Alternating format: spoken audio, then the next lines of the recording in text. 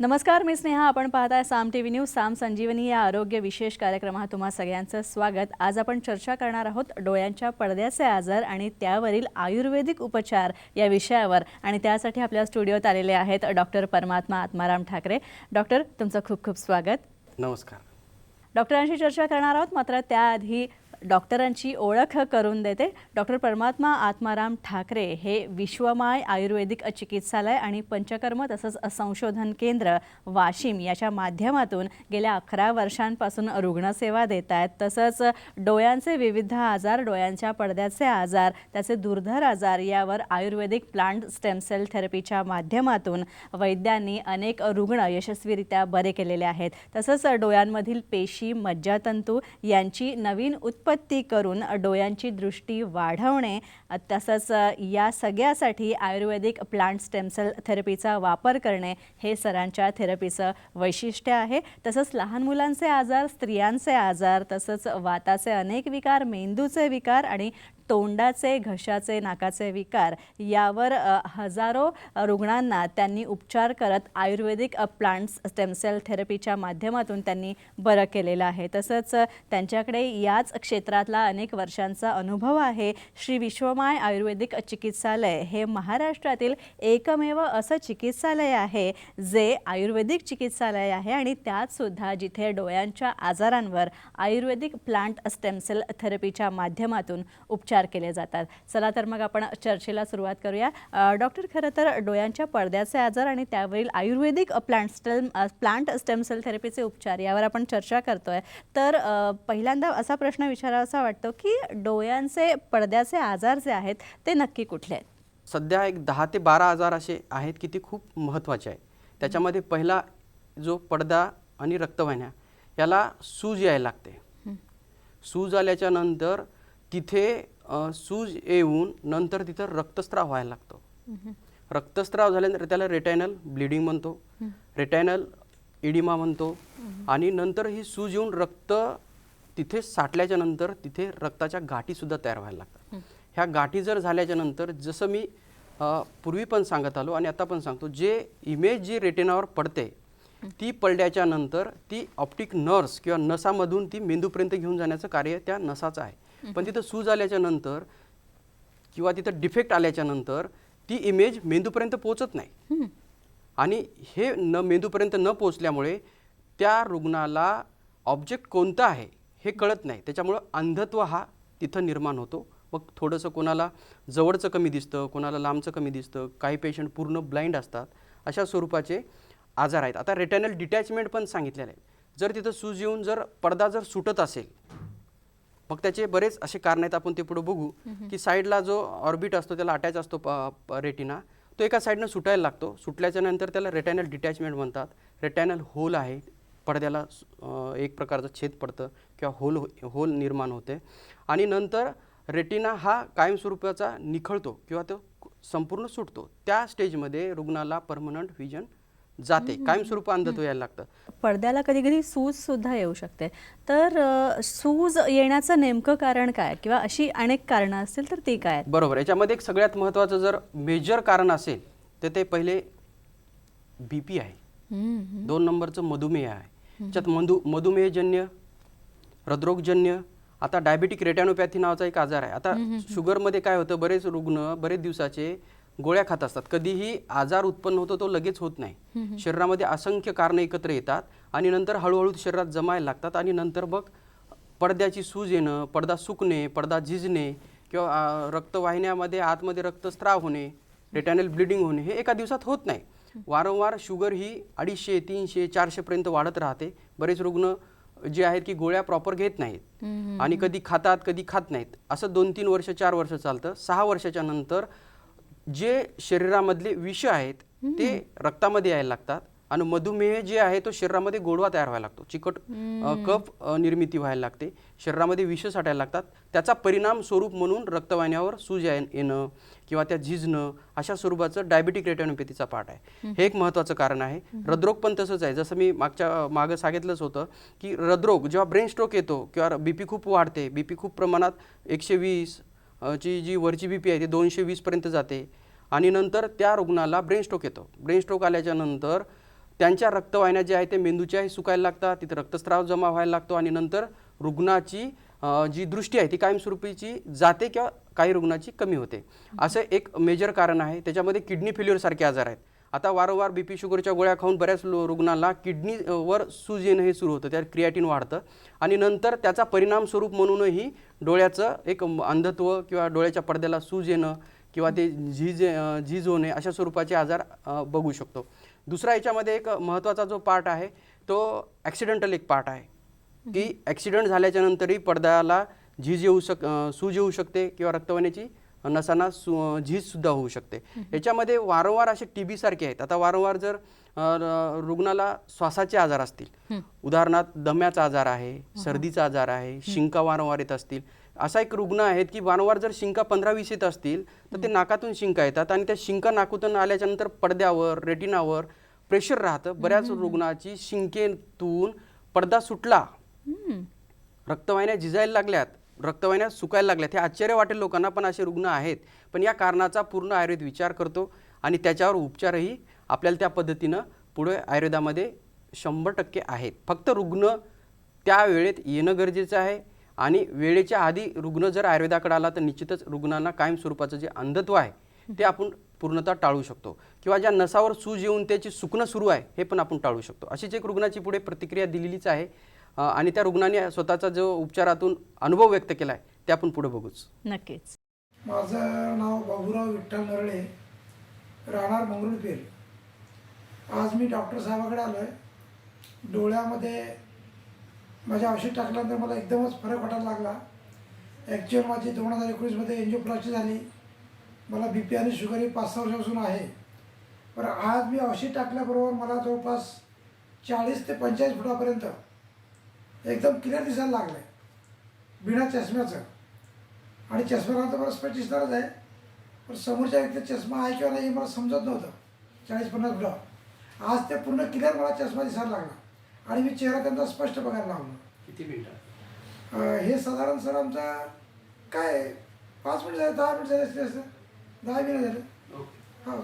जास्त mobile, laptop, PC या सगळ्याचा वापर याच्यामुळे सुद्धा मुलांना चष्मा लागण्याचं प्रमाण वाढतं आहे, तर त्याबद्दल काय सांगाल? आता कसं आहे, प्रत्येक अवयवाचं एक कार्य आहे आणि त्या कार्यावर किती लोड टाकायचा हे महत्त्वाचं आहे. आता हे डिजिटलायझेशन जे झालं तेव्हापासून डोळ्याच्या पडद्यावर, रक्तवाहिन्यावर आणि कॉर्नियावर बराच लोड राहतो. याला मायोपिक नंबर म्हणतात. तर चष्म्याचा नंबर आता सध्याच्या मुलांना भरपूर वाढला, पण याचे कारण 2च नंबर आहेत, एक मायनस नंबर आणि प्लस नंबर. पण मायनस नंबर का येतो हे बघणं फार गरजेचं आहे. मायनस नंबर येण्याचं एक कॉर्निया पासनं ते पडद्यापर्यंत एक डिस्टन्स असतं, ते डिस्टन्स प्रॉपर असणं गरजेचं आहे. ते काही रुग्णामध्ये जेव्हा रुग्णाचं लहान मुलाचं जास्त ते TV म्हणा, मोबाईल म्हणा किंवा अभ्यास म्हणा हे जास्त स्वरूपाचं होतं आणि नंतर त्या रेटिनावर प्रेशर क्रिएट झाल्याच्या नंतर त्या रेटिनामध्ये एक शेप असतो, त्या शेपमध्ये चेंजेस यायला लागतात, म्हणजे त्याचं डिस्टन्स वाढतं. -3 नंबरपर्यंत डोळ्याचा चष्मा हा योग्य आहे किंवा त्याचा काही परिणाम दिसत नाही. पण 3च्या नंतर जसा जसा नंबर हा वाढत जातो त्यानंतर रुग्णाची दृष्टी ही म्हणजे कधी जाईल किंवा कधी कमी होईल हे सांगता येत नाही. -10 नंबर, -16 नंबर, -28 नंबरपर्यंत माझ्याकडे रुग्ण आहेत आणि त्यांचा मला एक आनंद आहे की सांगता त्याची दृष्टी आम्ही वाचवू शकलो. याच्यामध्ये काय केलं, याच्यामध्ये जे पडदा आहे किंवा जो कॉर्नियामध्ये डिफेक्ट आलेला आहे किंवा नसामध्ये जे ऑप्टिक नर्व्स आहे ह्याच्यामध्ये जे डिफॉल्ट आहे, म्हणजे सूज आहे, झीज आहे किंवा तिथं रक्तपुरवठा प्रॉपर होत नाही का, मांसपेशीचं कार्य प्राकृत नाही आहे का आणि कारणं कोणते आहेत, जसं मी पूर्वी सांगितलं. आता लहान मुलांमध्ये वारंवार सर्दी खोकला किंवा वारंवार येणारी ताप किंवा वारंवार लागणारी संडास किंवा वारंवार होणारा दमा. आता बरेच माझ्याकडे अशा केसेस आहेत की बरेच रुग्ण 10-10, 12-12 वर्ष अस्थम्याचे औषध लहान मुलं खात असतात आणि डॉक्टर लोकही सांगतात की हे जेव्हा मोठा होईल तेव्हा ते बरं होईल. परंतु त्या अस्थम्याचा परिणाम स्वरूप म्हणून त्या मुलाचा चष्म्याचा नंबर वाढ होतो किंवा त्याच्या स्वभावामध्ये बदल यायला लागतात किंवा मुलं हट्टी व्हायला लागतात. नंतर त्या हट्टीचं स्वरूप आईचं, बाबाचं आणि त्या मुलाचं पटत नाही. मग त्या फॅमिलीमध्ये खूप सारे प्रश्न निर्माण व्हायला लागतात आणि त्याच्यातून मानसिक विकाराकडे तो मुलगा वळवायला लागतो आणि मग चिडखोरपणाची वृत्ती ही मेंदूवर, डोळ्यावर आणि त्याच्या मनावर सतत पडत राहते आणि नंतर या मुलांचा नंबर जो आहे तो वाढत राहतो. मायोमिक नंबर म्हणतात त्याला. तर याचं आयुर्वेदामध्ये जे मधलं डिस्टन्स आहे त्या डिस्टन्सवर पहिला प्रतिबंध लावणं गरजेचं आहे. ते डिस्टन्स वाढू द्यायचं नाही आणि जर वाढलं तर त्याला कंट्रोल करायचं किंवा त्याचा शेप जो बदलत आहे त्या शेपला आपल्याला थांबवायचं. असं आयुर्वेदामधून त्याचं आपल्याला कार्य करता येईल आणि नंबर जो आहे तो वाढवणं आयुर्वेदामध्ये नक्की आपल्याला थांबवता येऊ शकतं. काही रुग्णांना आजाराची लक्षणं उशिरा दिसतात आणि त्या रुग्णांना आयुर्वेदात काय उपचार आहेत हे सुद्धा सांगा.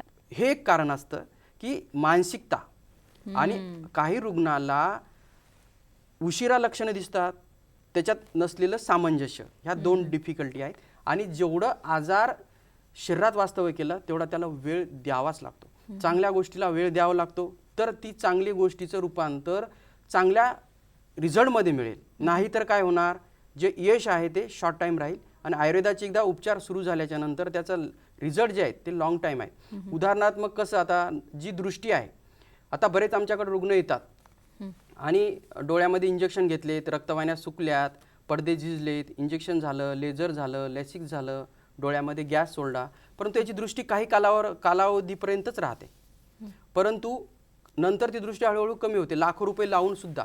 परंतु आयुर्वेदाचं याच्यामध्ये म्हणणं काय आहे, जे कारण आहे, उदाहरणार्थ ज्या कारणामुळे जर तुम्ही वारंवार मधुमेहाच्या गोळ्या खाऊन जर तुमची BP वाढत असेल आणि त्या पडद्याला वारंवार येणारा जो झीज होत असेल किंवा तिथं ब्लिडिंग होत असेल तर हे कारण BP वाढून होत आहे किंवा शुगर वाढून होतं आहे, याला पहिले कंट्रोल करा. माझ्याकडे 400, 350 अशी शुगर रुग्णाची आहे. 1-2 महिन्यामध्ये त्यांची शुगर नॉर्मल झाली.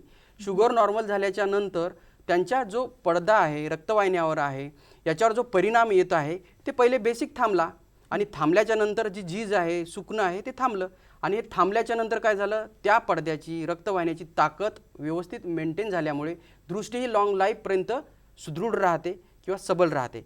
म्हणून थोडा वेळ देणं गरजेचं आहे. आता प्रत्येक गोष्ट ही आयुर्वेदामध्ये किंवा कोणत्याही शास्त्रामध्ये असू द्या, ती मुळात जाऊन काम करणं गरजेचं आहे आणि ते आयुर्वेद चांगल्या पद्धतीनं करतं. नक्कीच डॉक्टरांकडनं आणखीनही डोळ्यांच्या पडद्यांचे आजार आणि त्याच्यावर आयुर्वेदिक प्लांट स्टेम सेल थेरपी कशाप्रकारे कार्यरत आहे, कशाप्रकारे त्या उपचारांचे परिणाम चांगल्या प्रकारे होतात, पॉझिटिव्ह इफेक्ट्स येतात त्या थेरपीचे, हे सुद्धा आपण पाहणार आहोत. मात्र त्याआधी एक छोटासा ब्रेक घेऊया.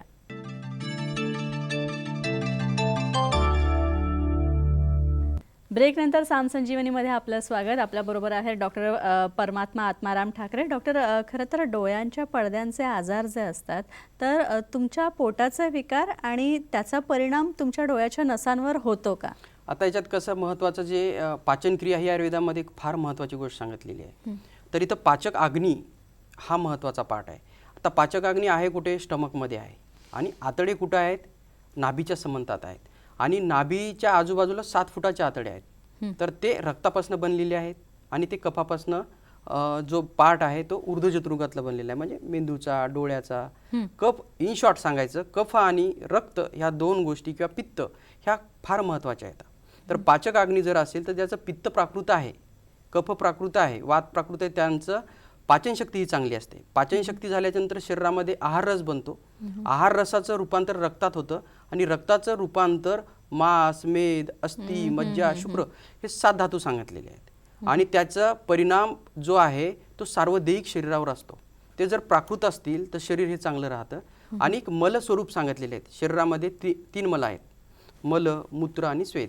याची जर मलाचे म्हणजे जी विष्ट आहे, मूत्र आहे किंवा पाळीच्या संदर्भातल्या तक्रारी आहेत, हे मल आहेत, तर हे योग्य वेळीत बाहेर निघणं गरजेचे आहे. अन्यथा याचा परिणाम जो आहे ते डोळ्याच्या पडद्यावर, रक्तवाहिन्यावर आणि मनावर ह्या 3 गोष्टी येतात.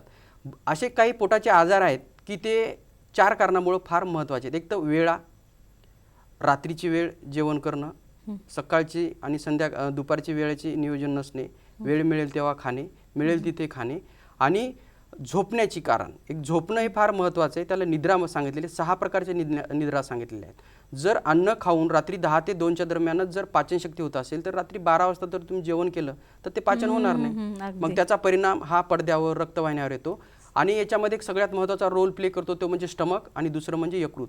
आता अल्सरेशन फॉर्म जर असेल, अल्सरेटिव्ह कोलायटिस नावाचा जर आजार स्टमक रिलेटेड असेल आणि त्याचा परिणाम स्वरूप म्हणून जर रक्तवाहिन्या झिजणं चालू होत असतील, सुकणं होत असतील, तर याचा पहिला विचार जो आहे तो अल्सरेशन स्टमकमधले कसे कमी करता येईल हे बघणं गरजेचं आहे. यकृतजन्य काही विकृती असतात लिव्हरच्या संदर्भात, समजा जे व्यसनं आहेत किंवा आजार आहेत. पहिले व्यसनाचा पार्ट सांगू की जेणेकरून ड्रिंक आहे, नॉनव्हेज आहे, टोबॅको आहे, स्मोकिंग आहे, या गोष्टीचा परिणाम स्वरूप म्हणून मेंदूवर, डोळ्यावर आणि यकृतावर येतं. यकृताचं जर बल चांगलं असेल तर आतड्याचं बल चांगलं राहतं. आतड्याचं बल जर चांगलं राहिलं तर पाचनशक्ती चांगली राहते आणि पाचनशक्ती असेल तर शरीरातले विष हे बाहेर टाकू शकतो. त्याच्यामध्ये पोटाचे आजार IBS आहे, इरिटेबल बाउल सिंड्रोम. या आजारामध्ये रुग्णाची जी मलप्रवृत्ती आहे ती चिकट, कधी कडक, कधी भसरट आणि रुग्णाला वारंवार शौचाला जावं लागतं, पण तरी पण पोट साफ होत नाही. आतडे हे सुकायला लागतात, झिजायला लागतात. त्याचा परिणाम स्वरूप म्हणून डोळ्याच्या पडद्यावर, रक्तवाहिन्यावर इफेक्ट व्हायला लागतात आणि तिथून हळूहळू रुग्णाची मानसिक खच्चीकरण आणि मनाचे आजार आणि डोळ्याचे आजार हे मागं लागतात. त्याच्यासाठी बेस्ट आयुर्वेदामधले मुळातून हद्दपार करायचं असेल तर IBS सारख्या पोटाच्या विकारांना आयुर्वेद हे बेस्ट पर्याय आहे. ज्या रुग्णाला आयुर्वेदिक उपचार केल्याच्या नंतर वर्षानुवर्ष त्यांनी IBSच्या रिलेटेड उपचार केलेत आणि त्याला आपली आयुर्वेदिक उपचार चालू झाले तेव्हापासून त्यांनी दिलेला अनुभव हे आपण पुढे बघूया. माझं नाव नवनाथ अंबादास लोंढे, राहणार दौंड, तालुका दौंड, जिल्हा पुणे. मला 1 वर्षापासून पोटाचा त्रास होत होता. पोटाच्या त्रासानंतर परत पुन्हा 2-3 महिन्यापासून डोळ्याचा खूपच त्रास व्हायला लागला, म्हणजे कमी कमी दिसू लागलं. म्हणून एक यूट्यूबच्या सहाय्याने मी ह्या सरांचे एक व्हिडिओ पाहिला.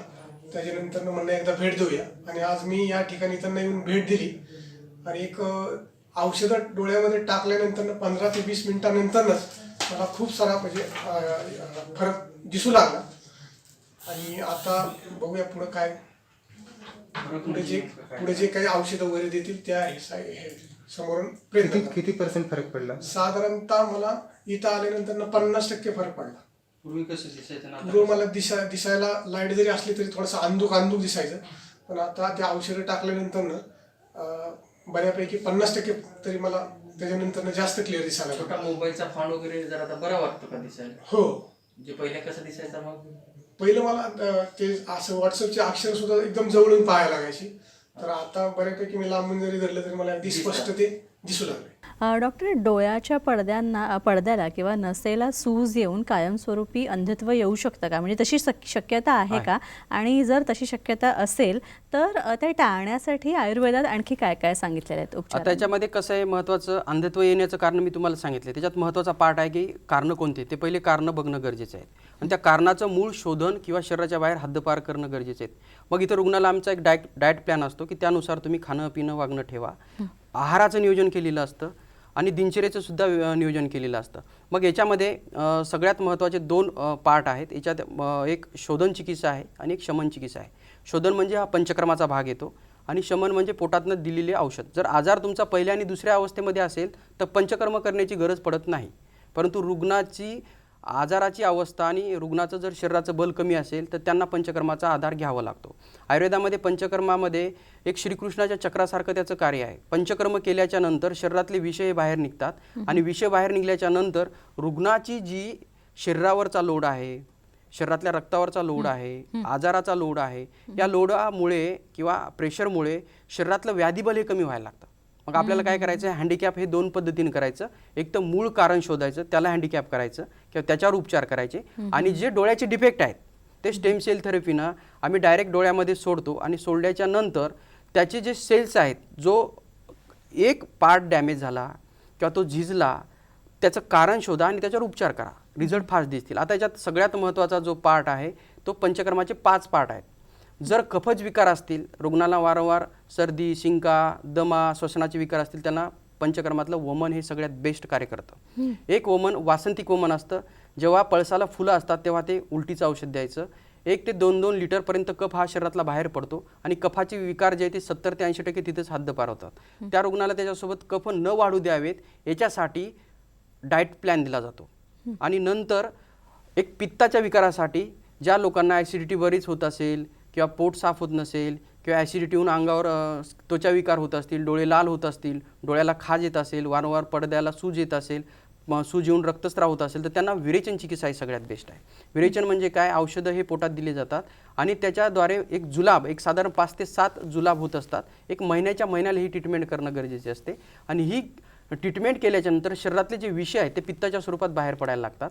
नंतर याच्यामध्ये एक पंचकर्माचा भाग आहे, तो म्हणजे बस्तीचा एक महत्त्वाचा रोल प्ले करतं. जेव्हा पडद्याची झीज व्हायला लागते, पडद्यामध्ये रक्तस्राव होतो किंवा पडदा सुटायला लागतो, त्यासाठी बस्ती हा खूप महत्त्वाचा आहे. कारण की आतड्यामध्ये जर रक्त जर चांगलं जर आहारच चांगला बनवून जर शोषला गेला जात असेल तर पडद्याचा आणि रक्तवाहिन्याची सुधारणा किंवा त्याचं स्वास्थ्य हे चांगलं राहतं आणि ते पंचकर्माच्या बस्तीनं खूप चांगल्या पद्धतीनं त्याचे इफेक्ट यायला लागतात आणि हे लॉंग लाईफ इफेक्ट राहतात, म्हणजे तात्पुरते नसतात. जेव्हा तुमचा बेस क्लिअर असेल, परफेक्ट असेल, तर तुमचं वरची बिल्डिंग ही खूप चांगल्या पद्धतीनं राहील. त्याच्यामुळे बस्तीमुळे रक्तवाहिन्या, कॉर्निया आणि पडदा याच्यावर खूप चांगल्या पद्धतीनं प्रेशर जे रोगाचं वाढलेलं आहे ते आपण कमी करू शकतो. याच्यात एक सगळ्यात महत्त्वाचा रक्तमोक्षणाचा पार्ट आहे. आम्ही जुगुलारोहीन रक्तमोक्षण करतो. मानेमध्ये सुई टाकून जे निडल आहे ते टाकून रक्तमोक्षण करतो. ज्या रुग्णामध्ये वारंवार रक्तस्राव होत असेल, सूज येत असेल, ते एक 10 ते 20 मिनिटात प्रेशर कमी होऊन रुग्णाचे आतलं प्रेशर कमी झाल्यामुळे रुग्णाला तात्काळ दिसण्यास सुधारणा होते. जळुका आहे त्याच्यामध्ये, पण ते कोणते स्टेज आहे त्यानुसार आम्ही ठरवतो. ते लीच थेरपी आहे, जळू म्हणतो, रक्तमोक्षण म्हणतो, किंवा मग तिथं स्वेद आहेत, किंवा मग तिथं अंजन आहेत, तर्पण आहेत, पुटपाक आहेत, अशा अष्टविध कल्पना आहेत. आणि याच्यामधला एक शिरोधाराचा पार्ट जो आहे ते डोक्यावर लेप लावणं आणि लेप लावल्याच्या नंतर डोक्यावर अशी वेगवेगळ्या औषधे सिद्ध केलेली जी तेलधारा असते ती आम्ही डोक्यावर एक 45 ते 50 मिनटं हे ठेवण्याचं कार्य हे शिरोधारामार्फत करत असतो. आणि याचा परिणाम जो आहे तो पंचकर्माचा खूप सुंदर आहे आणि त्या रुग्णाने त्याचा लाभ घ्यावा. नक्कीच डॉक्टर, तुम्ही इथे आलात आणि डोळ्यांचे पडद्यांचे आजार आणि त्यावर आयुर्वेदिक स्टेम सेल थेरपी कशा प्रकारे प्रभावी आहे आणि तितकीच सुरक्षित सुद्धा आहे हे सुद्धा आम्हाला सांगितलं. त्यासाठी खूप खूप धन्यवाद. यानंतर इथेच थांबतोय, मात्र पुन्हा भेटूया साम संजीवनीमध्ये नवीन तज्ज्ञांसह आणि नवीन विषयासह. तोपर्यंत नमस्कार.